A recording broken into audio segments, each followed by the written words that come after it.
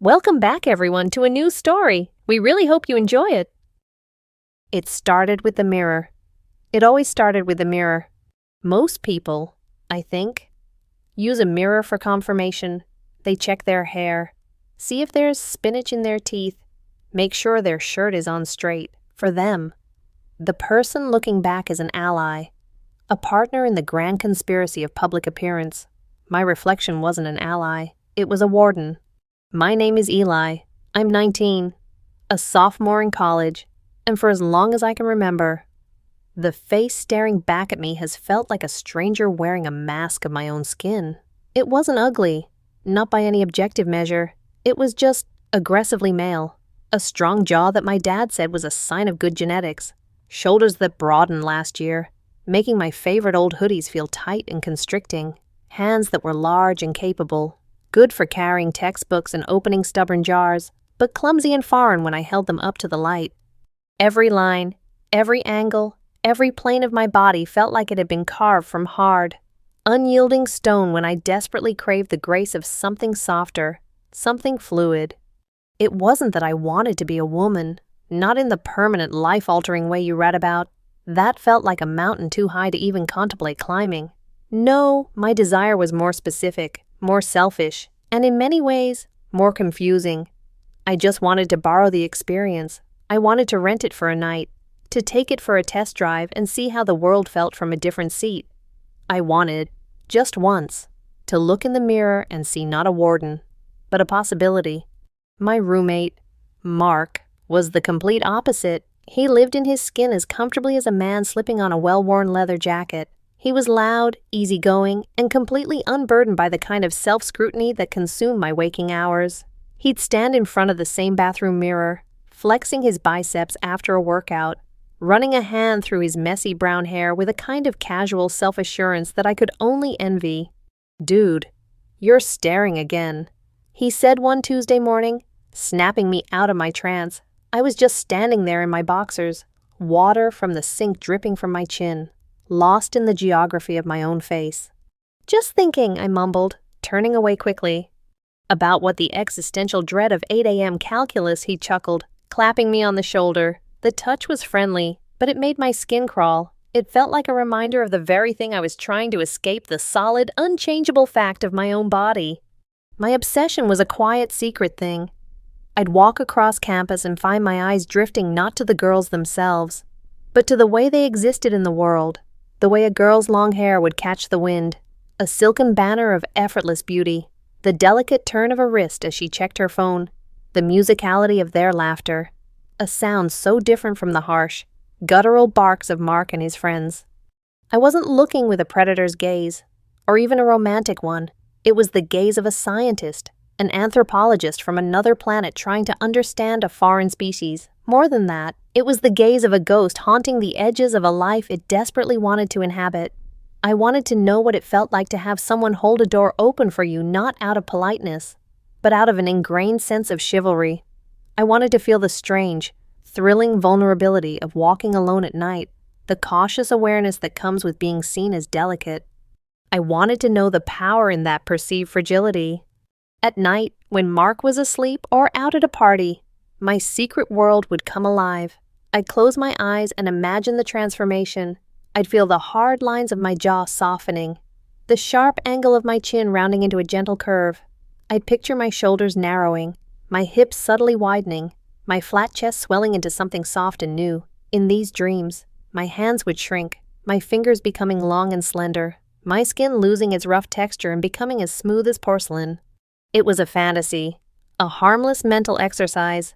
But like any obsession, it began to demand more than just imagination. It wanted proof. It wanted purchase in the real world. It wanted to be fed. And soon, I would find a way to give it exactly what it craved. The mirror was my warden, but I was about to find the key to the cell. The internet is an ocean of forgotten things. It's where old hobbies, abandoned blogs, and dead forums go to drift in the digital tide. I was a connoisseur of these forgotten places. I spent hours falling down rabbit holes of obscure lore, urban legends, and fringe theories. It was another form of escape, A way to live 1,000 different lives without ever having to leave my desk chair. That's how I found it. It wasn't on some dark web marketplace or a password-protected site. It was on a simple, ancient-looking blog, the kind with a gray, tiled background and bright blue hyperlinks, a relic from the early 2000s. The last post was dated over a decade ago. The title of the post was simple: The Ritual of the Mirrored Self. I clicked, expecting another ghost story or a silly creepypasta. But what I read was different. It wasn't written like a story. It was written like a set of instructions, a recipe. The author, who went by the anonymous handle Janice, wrote with a strange clinical sincerity. "This is not a game." The post began. "This is for those who feel a dissonance between the body they have and the self they see in their mind's eye. It is a temporary bridge across that divide, a way to visit, but not to stay. Do not attempt this if you are not prepared to see what is on the other side." My heart started to beat a little faster. It was ridiculous. Of course. A magic spell from the internet. It was the stuff of fantasy novels. Not real life, but the words. The words echoed the secret language of my own thoughts. Dissonance. The self they see in their mind's eye. It was as if this anonymous ghost from the past had reached through the screen and touched the most hidden part of me. I scrolled down, my breath catching in my throat. The instructions were specific.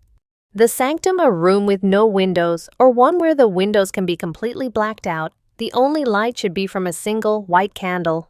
The mirror, clean, unadorned mirror, large enough to reflect your upper body. It must be propped directly in front of you. The offering, an object that represents the self you wish to embody, something you associate deeply with that other form. The post gave examples: a silk scarf, a vial of perfume, a piece of jewelry, but one suggestion stood out, written almost as an afterthought: a tube of red lipstick is most potent. The incantation, a short, strange phrase to be chanted while looking directly into your own eyes in the reflection. You were supposed to repeat it until the room felt different, until the air grew heavy. The acceptance, the final, most cryptic step. When the reflection changes, you must not look away, you must accept it, welcome it, let it in. I laughed, a short, nervous bark of a sound. It was insane, and yet I couldn't close the tab. I read it again, and then a third time. The curiosity was a physical thing, a hook lodged deep in my gut. What if the two most dangerous words in the English language? What if it wasn't a hoax? What if, in the vast, weird universe, something like this could actually be real? The thought was terrifying, and it was the most exciting thing I had ever felt. The preparations became a secret mission, a ritual in and of themselves. Mark was gone for the weekend, visiting his family, which gave me a 48-hour window of perfect solitude. The first piece was the easiest: the candle and the mirror. I already had a small desk mirror, and I bought a plain white candle from a corner store, hiding it in the bottom of my bag like it was contraband. The lipstick was harder.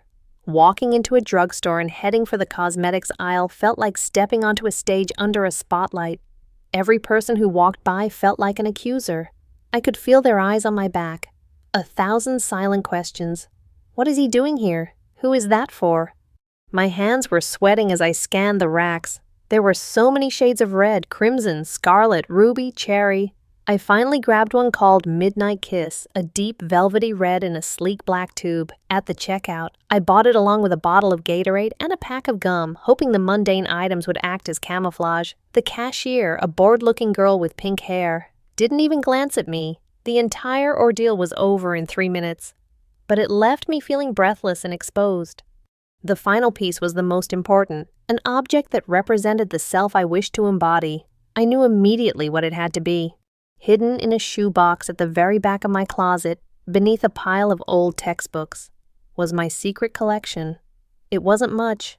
A pair of black lace panties, bought online late one night, the fabric so impossibly soft and delicate, a simple black A-line skirt that I'd imagined 100 times would swish around my knees, and the crown jewel, a soft, burgundy-colored wrap dress made of a slinky, jersey material. I had never worn any of it.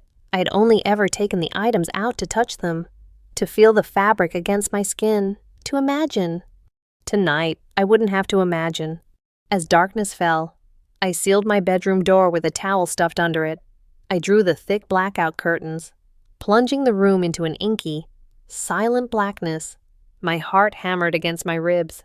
a frantic drumbeat of fear and anticipation. This was stupid. This was crazy. I sat on the floor, placing the mirror on my desk so it faced me. I lit the single white candle.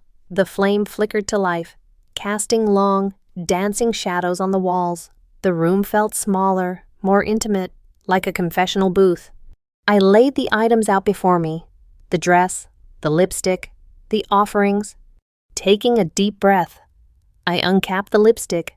The scent a faint, waxy, floral smell was entirely foreign. I stared at my reflection in the dim, wavering light.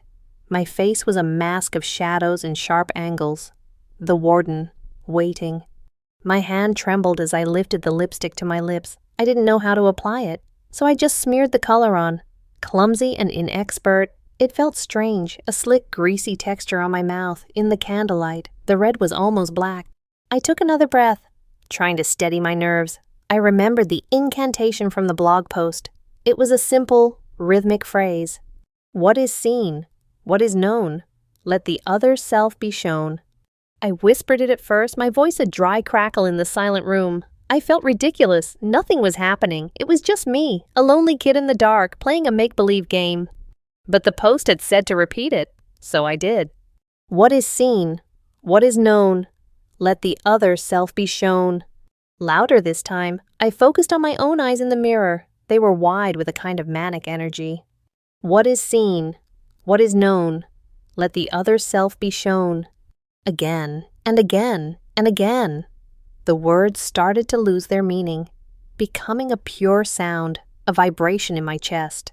The air in the room did feel heavier, thicker, like the atmosphere before a thunderstorm. The candle flame seemed to burn brighter, yet the shadows in the corners of the room grew deeper. I was starting to feel lightheaded, dizzy from the chanting and the low oxygen. I was about to give up, to blow out the candle and laugh at my own foolishness. And then, it happened. It started in the eyes, my reflection's eyes. They seemed to soften, the intensity fading into something gentler, the shape of them elongated slightly, the lashes appearing thicker, darker. I blinked, thinking my own eyes were playing tricks on me. But when I opened them, the change was still there. My reflection smiled. It wasn't my smile. My smiles were tight, awkward things. This was a slow, subtle, confident curve of the lips. The red lipstick I had applied so crudely now looked perfect, defining a mouth that was fuller and more delicate than my own. I stared frozen, my heart a block of ice in my chest. This was the final step. When the reflection changes, you must not look away. You must accept it, welcome it. The face in the mirror continued to change. The jawline softened, the hard angle dissolving. The nose seemed to slim, the cheekbones becoming more pronounced. The short, messy hair on my head appeared to lengthen, darkening and cascading down in soft waves past shoulders that were no longer broad and square, but narrow and graceful. It was impossible. It was a hallucination, but it was happening, and I couldn't look away. The girl in the mirror was beautiful. She was the girl from my daydreams, pulled from the ether of my imagination and given form in the flickering candlelight. She looked at me with an expression of gentle curiosity, as if to say, "Well, here I am. What are you waiting for?" My whole body began to tingle, a pins and needles sensation that started in my fingertips and toes and raced inward. It wasn't painful, but it was overwhelming. I felt a strange pulling sensation, as if the mirror were a magnet and my body were made of iron filings. I closed my eyes, and when I opened them, the reflection was gone. Because I was on the other side, I looked in the mirror, and the girl staring back at me smiled first. The moment the shift completed, the world tilted on its axis. The first thing I noticed was the silence. The frantic drumming of my heart had ceased. The anxious buzz that was the constant soundtrack to my life had been replaced by a profound, unnerving calm. It was as if a lifelong fever had finally broken. I was still sitting on the floor of my dorm room, the candle still flickering, but everything felt different. I tentatively lifted a hand, and the hand that rose to meet my gaze was not my own. It was smaller, slender, the fingers long and elegant, the nails neatly shaped and clean. I turned it over, marveling at the softness of the palm, the delicate web of lines. My skin wasn't just smooth, it felt alive, more sensitive. I could feel the slight draft from under the door as a cool whisper against my arm. My whole body was a landscape of new sensations. I drew a breath, and it felt different. The air filled a smaller space, my lungs feeling more compact. There was a new weight on my chest, a soft, unfamiliar pressure that was both strange and somehow deeply correct. I glanced down. Through the fabric of my oversized t-shirt, I could see the distinct, gentle swell of two small breasts. They were real.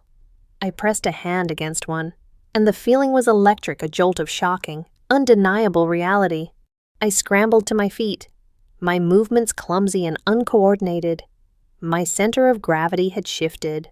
I felt lighter, less anchored to the floor. I stumbled towards the full-length mirror hanging on my closet door, my legs feeling unsteady, like a newborn foal's. The reflection that greeted me there stole the air from my new lungs. It was her, the girl from my imagination, the girl who had smiled at me from the other side of the glass. She was real. I was her. Her hair was a cascade of dark, wavy silk that fell just past her shoulders. Her face was heart-shaped, with large, dark eyes that were wide with a mixture of terror and wonder. Her lips, still colored with that perfect deep red, were parted slightly in a silent gasp. The body was lithe and graceful, with soft curves at the hips and a narrow waist. She was wearing my baggy college t-shirt and boxer shorts, and on this new frame, they looked absurd, like a child playing dress-up in her father's clothes. I reached up and touched her face. The skin was soft as velvet. I traced the line of my jaw, the gentle slope of my nose. It was me, but remade. The underlying architecture was still there, a faint echo of the boy I had been, but it had been sanded down, reshaped, and polished into something entirely new. Then I tried to speak. I opened my mouth, intending to say my own name, Eli, but the sound that came out was not my own. It was a soft, breathy gasp, a note higher and clearer than any sound I had ever produced. I tried again, clearing my throat. Hello? The voice was a stranger's. It was melodic, a gentle alto that resonated in a way that made my entire chest vibrate. Hearing it aloud was the final, irrefutable piece of evidence. This was real. This had happened. A wave of panic crashed over me. What had I done? This was black magic, something unnatural and terrifying. I had broken some fundamental law of the universe. How would I change back? The blog post said it was temporary, a visit, but it hadn't said how to leave. My breath came in short, ragged bursts. I felt a panic attack brewing, my vision starting to swim. I gripped the edge of my desk, my slender fingers digging into the wood. Breathe, just breathe. And then, another feeling pushed through the panic, something powerful and undeniable exhilaration. A giddy, bubbling laughter escaped my lips, the sound as surprising as my new voice. I was scared, yes, but I was also ecstatic. I had done it. I had crossed the bridge. For the first time in my entire life, the person I saw in the mirror felt right. The dissonance was gone.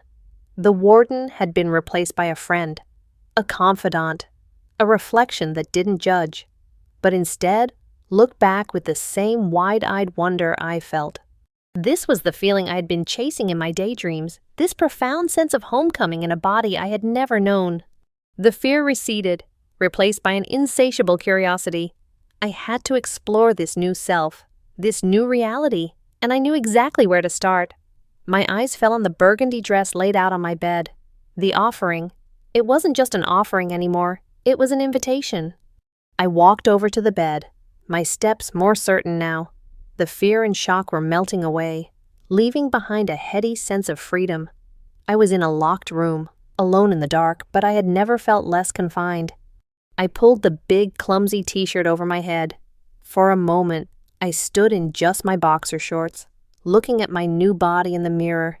It was beautiful, not in a vain way, but in a deeply artistic one. It was a sculpture I had always known was hidden inside the stone, finally revealed. My hands, now so deft and sure, reached for the dress. The jersey fabric felt cool and heavy. This was the moment, the true beginning. It was time to get dressed. The act of dressing became a ceremony, each layer a revelation. Before, putting on clothes was a mundane necessity. Now, it was a voyage of discovery. I started with the underwear, The black lace panties I had only ever dared to touch were now mine to wear. I stepped into them, my new hips making the fit snug and perfect. The fabric was a whisper-soft caress against my skin, so different from the rough cotton I was used to. It was a secret layer of femininity, hidden and intimate. The sensation was so distracting, so completely new, that I had to sit on the edge of the bed for a moment just to process it. Next came the challenge of bra. I had bought a simple black one to match, guessing at the size. It was a confounding piece of engineering, all straps and hooks and delicate architecture. My first attempt to put it on was a comical failure. I tried putting it on backward and hooking it in the front, then spinning it around. A trick I'd seen in movies. My arms, unaccustomed to this range of motion, fumbled with the tiny clasps. Finally, with a triumphant little click, it was fastened. I adjusted the straps over my narrow shoulders and guided my new breasts into the cups. The feeling of being held, supported, and gently shaped was utterly alien. It was a constant, physical reminder of the change, a gentle embrace I hadn't known I was missing. Now for the stockings. They were sheer, black, thigh-highs with a delicate silicone band at the top to hold them in place. I sat on the floor, bunching the fine nylon fabric in my hands. I pointed my toe and carefully, slowly, rolled the stocking up my leg. My leg. It was a marvel, smooth, shapely, devoid of the coarse hair that had always covered it. The nylon glided over my skin, cool and slick, creating a second skin that shimmered in the candlelight when both were on. I stood up and looked in the mirror. The transformation was already staggering. The lace, the sheer nylon, it was an armor of delicacy. Finally, the dress. I picked up the burgundy wrap dress. The jersey fabric was heavier than I expected, and it draped over my arm with a liquid grace. I slipped it on, pulling the soft material over my shoulders. It was a wrap style, designed to be tied at the waist. I pulled one side across my body, then the other, and tied the sash in a simple knot at my side. The effect was instantaneous. The dress hugged my new form in all the right places. It clung to my small breasts, defined my narrow waist, and flared out to skim over my hips. The A-line cut was designed to move, and when I took a tentative step, the skirt swirled around my knees with a life of its own. The V neckline was modest but undeniably feminine, showing just a hint of my collarbones. I was no longer a boy in a costume. I was a woman in a dress. The clothes didn't feel like they were on me. They felt like they were a part of me. I turned back to the mirror on my desk. The makeup was next. My first application of lipstick had been a crude smear. This time, I would be deliberate. I uncapped the midnight kiss and, with a surprisingly steady hand, carefully outlined the curve of my upper lip, then filled in the color. I pressed my lips together, the slick texture now feeling less strange and more glamorous. The deep red was a bold statement, a splash of vibrant color in the dimly lit room. I felt like I needed one more thing. Rummaging through my desk drawer, I found them a pair of cheap, black high heels I'd bought from a thrift store months ago. Another secret treasure I never thought I'd use. They were a simple pump, with a modest 3-inch heel. Putting them on was another challenge. My feet, now smaller and more arched, slipped into them easily enough, but standing up was a different matter entirely. I wobbled, my ankles protesting. All my weight was suddenly pitched forward onto the balls of my feet. I held onto the desk for support, taking a few shaky steps. Click, clack, click, clack. The sound of the heels on the hardwood floor was sharp and definitive. It was the sound of arrival. It was a sound I had only ever heard, never made. I practiced walking from my desk to the door and back. A short 4-step journey. At first, my walk was a clumsy, stiff-legged shuffle, but as I practiced, I started to find a rhythm. I learned to shift my weight, to let my hips sway just a little to maintain my balance. With each step, a little more confidence bloomed in my chest. I stood before the full-length mirror again, taking in the complete picture. The girl who stared back was a stranger, yet I knew her better than I knew myself. The dark hair, the red lips, the burgundy dress that swirled around her knees, the elegant line of her legs in sheer stockings, the confident posture the heels gave her. She was a complete thought, a finished sentence. A wave of emotion washed over me, so potent it made me dizzy. It was a cocktail of everything I'd ever felt: the shame of my secret, the fear of discovery, the thrill of the forbidden. the deep, aching longing. But now, all of it was crowned by a new, powerful feeling joy. Pure, unadulterated joy. I twirled, slowly at first, then faster. The skirt of the dress flared out around me, a beautiful bell of burgundy fabric. I laughed, the sound clear and bright in the small room. For the first time, I felt beautiful, not just attractive, but truly, deeply beautiful. From the inside out. The reflection in the mirror wasn't a warden or a stranger anymore. She was me, and she was happy. I didn't want to take the clothes off. I didn't want to wash the lipstick from my mouth. I didn't want to become Eli again, trapped in his hard, awkward body. I wanted to stay here, in this room, as this girl, forever. But the room felt smaller now, the four walls closing in. This new self wasn't made for hiding in the dark. She was made for the world. The thought was terrifying, but the pull was irresistible. I had to know what it felt like. I had to take just one glimpse of life as her, outside of this tiny secret sanctuary.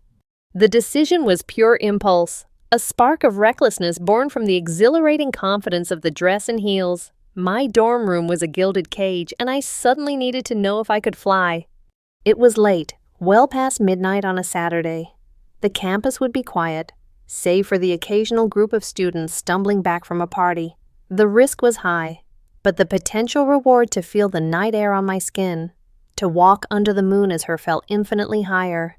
My plan was simple and foolish: walk to the end of the hallway, take the stairs down to the ground floor, step outside for just a minute, and then come right back.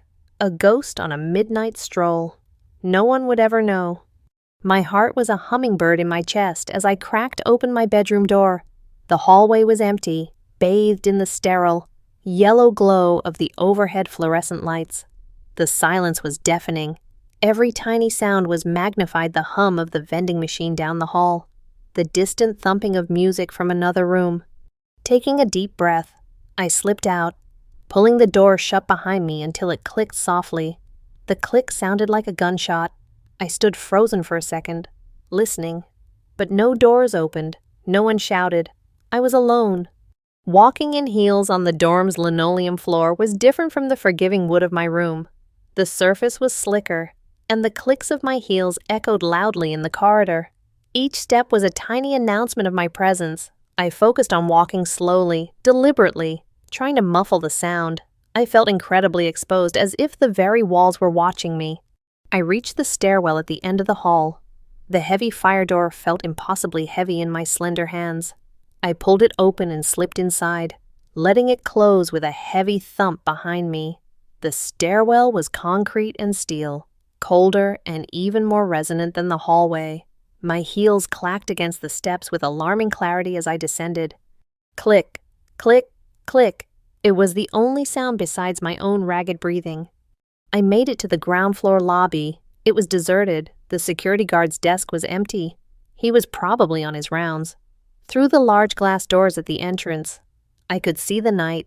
A few sodium lamps cast pools of orange light onto the manicured lawns. Freedom was just a few feet away. Then I heard it.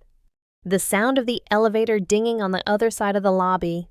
Panic, cold and sharp, shot through me. I instinctively darted into the small alcove next to the mailboxes, pressing myself back into the shadows. My body went rigid. The elevator doors slid open, and two guys I vaguely recognized from my English class stumbled out, laughing loudly about something. No way, man, she actually said that one of them slurred. Swear to God, the other replied, fumbling with his keys. They were walking right past my hiding spot. I held my breath, squeezing my eyes shut, willing myself to be invisible. My entire body trembled. This was it. I was going to be caught. The humiliation would be absolute. They would see me. They would recognize the boy beneath the dress, and my life would be over. "Whoa, dude, check it out," one of them said, his voice suddenly lower. My blood turned to ice. He'd seen me. "Damn," the other one whispered. I forced myself to stay still, to not run, to not make a sound. I could feel their eyes on me. But the way they were looking, it wasn't with recognition or confusion. It was with a kind of hazy, drunken appreciation in the dim light of the lobby, hidden partially by shadows. They didn't see Eli. They saw a girl in a pretty dress, standing alone. One of them took a half step towards me. "Hey, you okay?" he asked, his voice softer now. I couldn't speak. I just gave a tiny, almost imperceptible shake of my head, keeping my face turned away, letting my dark hair fall across my cheek like a curtain. "All right, well, have a good night," he said, sounding a little awkward. His friend pulled him along, and they disappeared down the hallway, their laughter fading into the distance. I stayed frozen in the alcove for a full minute after they were gone, my heart pounding a frantic rhythm against my ribs. They hadn't recognized me. They had seen a girl, a strange girl, maybe, hiding in the shadows, but a girl nonetheless. The thought sent a dizzying wave of relief and something else, a strange, powerful thrill through me. I had passed. I had been seen, not as an imposter, but as real. The close call should have sent me scurrying back to my room.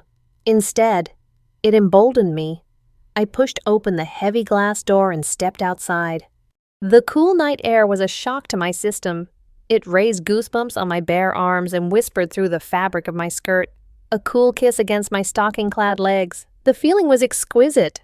I walked a few steps onto the grass, the heels of my shoes sinking slightly into the soft earth. I looked up at the vast, star-dusted sky. For a few precious moments, I was just a girl, enjoying a quiet moment under the moon. I wasn't Eli, the restless boy. I wasn't a secret or a fantasy. I was real, and I was free. I took a deep breath, filling my lungs with the smell of damp earth and cut grass, and let it out in a long, contented sigh. The spell was broken by the sound of a key turning in my dorm room door, 1 floor above me. My blood ran cold. It couldn't be. Mark, he wasn't supposed to be back until tomorrow afternoon. Adrenaline surged through me, sharp and metallic. I had to get back, now, before he walked into our room and found my side empty. I turned and ran back inside, my earlier caution forgotten. My heels clicked frantically on the tile floor as I sprinted for the stairs. I took the stairs 2 at a time, a clumsy, frantic scramble. My ankle twisted on one step, and I had to grab the railing to keep from falling. I burst through the door into my hallway, gasping for breath. My room was at the other end. I could see a sliver of light from under the door. He was in there. My mind raced. I couldn't go in. Not like this, but I couldn't stay in the hallway. I looked around wildly. The bathroom. It was a single-use, unisex bathroom at the center of the hall. I ducked inside, locking the door behind me with a trembling hand. I leaned against the door, my chest heaving. I was trapped, dressed like this, with Mark just a few doors down. My phone was in the room. I had no key. The euphoria of a few minutes ago had evaporated, replaced by the stark, terrifying reality of my situation. I looked at my reflection in the harsh fluorescent light of the bathroom mirror. The girl who stared back was no longer joyful. Her eyes were wide with panic. Her red lipstick slightly smeared. She looked like a cornered animal, and in that moment, I hated her for getting me into this mess. The bathroom felt like a prison cell. The minutes stretched into an eternity. Each tick of my watch a hammer blow against my sanity. I paced the small space, the clicks of my heels a frantic rhythm of my own entrapment. What was Mark doing? Was he wondering where I was? Would he come looking for me? After what felt like hours, but was probably only 20 minutes. I heard his door open and his footsteps recede down the hall. I waited, counting to 100, before daring to crack open the bathroom door. The hallway was empty. I scurried back to my room, my keycard blessedly still in the pocket of the jeans I discarded, and slipped inside. The room was dark, save for the glow of his laptop on his desk. He was gone, probably to visit a friend. I had been saved by sheer luck. The relief was so immense it made me weak. I sagged against the door, my body trembling with the last vestiges of adrenaline. I had to change. I had to erase every trace of her before he came back. The process of undressing was the opposite of the joyful ceremony it had been before. It was a frantic, desperate act of erasure. The dress was pulled off and shoved into its shoebox. The stockings were ripped off with a careless tug. The bra felt like a harness, and I fumbled with the clasp, my fingers clumsy with haste. I scrubbed my face raw with a washcloth, trying to remove every trace of the lipstick. I stood under a scalding hot shower, washing away the phantom sensation of lace and silk. When I was done, I put on my old familiar uniform baggy sweatpants and a faded t-shirt. I looked in the mirror. Eli was back. The broad shoulders, the strong jaw, the short hair. The warden had returned to his post. And looking at him, at me, I felt a wave of crushing disappointment. It was like waking from the most vivid, beautiful dream into a gray, colorless reality. The feeling of loss was a physical ache in my chest. I had been free for an hour, and now I was back in my cage. That night was the beginning of a dangerous cycle. Mark's unexpected return had scared me, but it hadn't cured me. If anything, it had only deepened the addiction. The taste of freedom, however brief, was too sweet to forget. I started performing the ritual more often, stealing moments whenever I knew I would be alone for a few hours. It became a necessary escape, a fix I couldn't live without. I gave her a name, Alara. It felt right. It was close to my own name, an echo of it, but softer, more feminine. Ilara became my secret confidant. When I transformed, I wasn't just putting on a dress, I was becoming her, and she was everything I wasn't. She was graceful where I was clumsy. She was confident where I was insecure. She was beautiful where I felt plain. I'd spend hours as Alara, locked in my room. I'd practice walking in heels until my ankles ached. I'd watch makeup tutorials online, my application of eyeliner and eyeshadow slowly progressing from a childish scrawl to a refined art. I bought a wig, a long chestnut brown one with soft curls, and the first time I put it on, I almost cried. The illusion was complete. I started talking to her in the mirror. "You were so scared last night," I'd say to Alara's reflection, my new voice a soft murmur. And she would smile back, a knowing, gentle smile. "But we got away with it, didn't we?" her eyes seemed to say. It was worth it. The line between Eli and Alara began to blur. As Eli, I felt like an actor playing a part. I'd go to classes, hang out with Mark, and go through the motions of a normal college guy. But my mind was elsewhere. I was thinking about the new shade of nail polish I had hidden in my desk, or the way the silk blouse I'd ordered would feel against my skin. The world of Eli became the costume, and the world of Alara felt like my true reality. The conflict was tearing me apart. I was living two lives in one body, and the strain was starting to show. I became withdrawn, jumpy. Mark noticed. "You okay, man?" he asked one afternoon, finding me staring blankly at a textbook. "You've been weird lately, all quiet." "Just stressed," I lied, my heart skipping a beat. "Midterms are coming up." "Right," he said, but he looked unconvinced. "Well, hey, a bunch of us are going to see that new action movie tonight. You should come. Get your mind off things." The old Eli would have jumped at the chance, but my first thought was that's 3 hours I could be Alara. "No, I can't," I said quickly. "I have to study." The look of disappointment on his face was a sharp pang of guilt. I was pushing away the only real friend I had, all for a secret life he could never understand. I was becoming a ghost in my own life, haunting the periphery while my true self lived only behind a locked door. The cage of two selves was becoming unbearable. Eli's life felt like a prison of obligations and expectations I no longer fit into. But Alara's life was a prison of secrecy and solitude.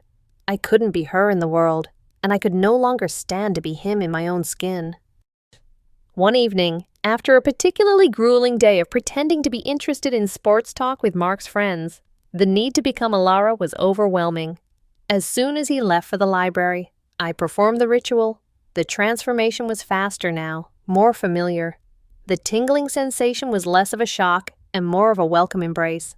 I dressed carefully, choosing a simple navy blue skirt and a soft cream-colored sweater.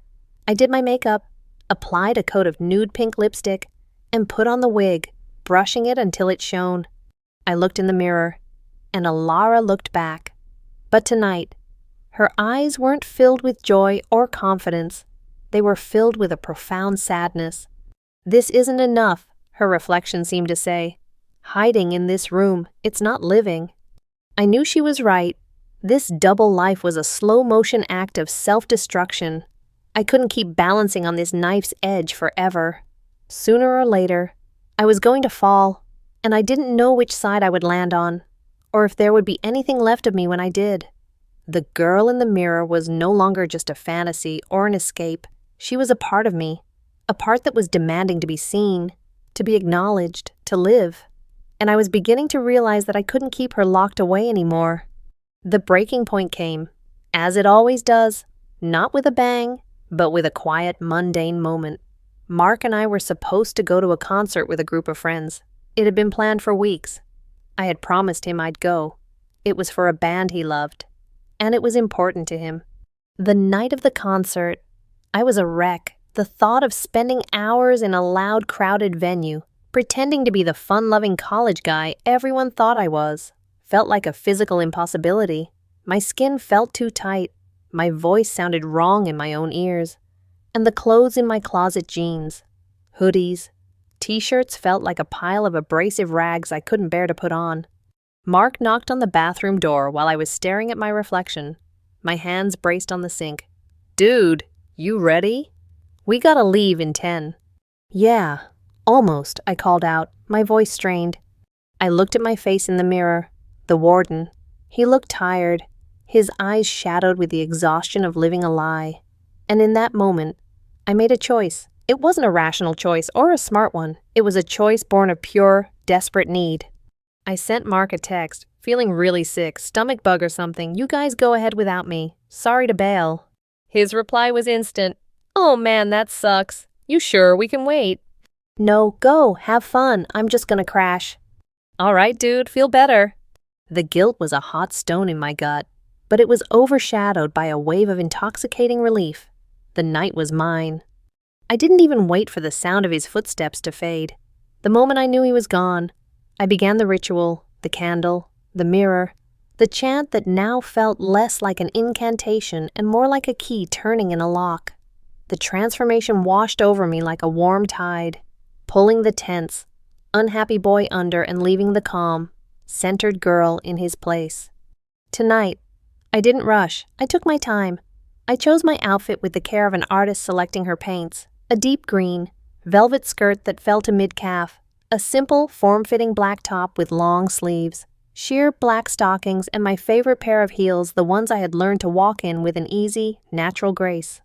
I sat at my desk, which I had started to think of as Alara's vanity, and applied my makeup with practiced precision, foundation to create a flawless canvas, a touch of blush to give my cheeks a healthy glow, a subtle cat eye with liquid liner to make my eyes pop, and finally, the lipstick, a bold classic red.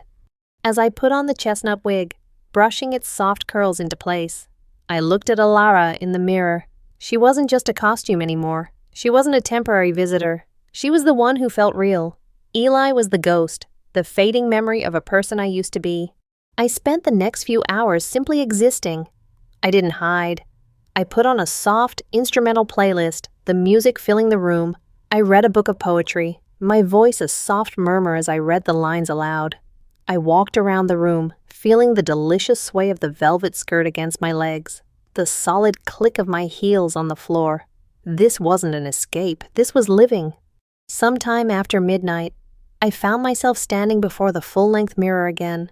Alara looked back at me, her expression calm and serene. There was no conflict in her eyes, no fear, only a quiet resolve.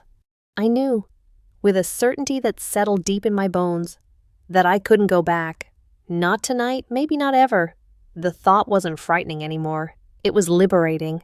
The pain of switching back to Eli, of squeezing myself back into that ill-fitting mold, was simply too great.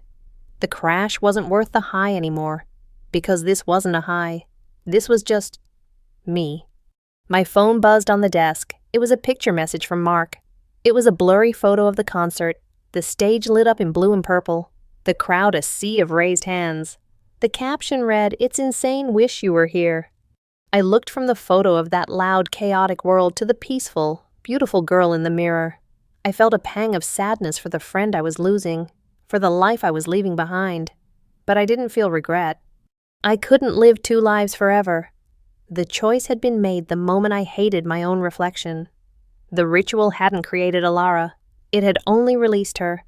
I sat down at my desk, in front of the small mirror where it had all begun. The candle had long since burned out.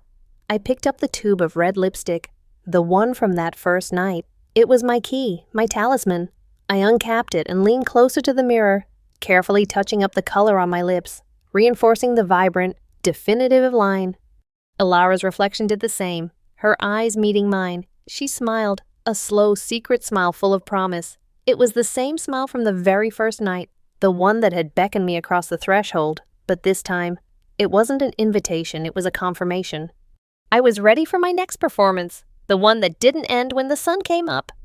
I leaned in, my lips almost touching the cool glass of the mirror, and whispered to the girl looking back at me, the girl who was me. Maybe this time, I won't come back.